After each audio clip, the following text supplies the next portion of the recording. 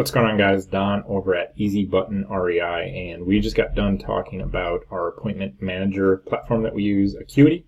That's helping us manage the 4 different companies that we have and manage our personal calendars as well. So between the two of us, roughly 10-12 calendars, all managed through Acuity, and those sellers are getting the reminder emails and text messages, as well as our clients on the different companies that we have when they're scheduling different appointments and different time blocks, making sure we're not double booking anything.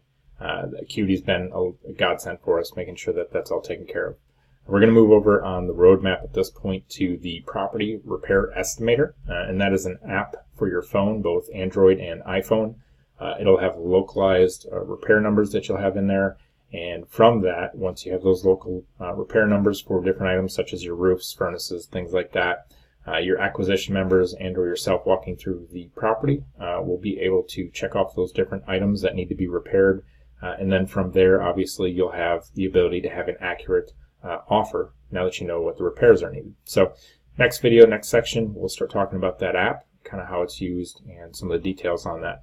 Need anything, reach out to us at support@easybuttonrei.com. That'll create a support ticket, and you'll hear from us usually within 24 or 48-hour time span.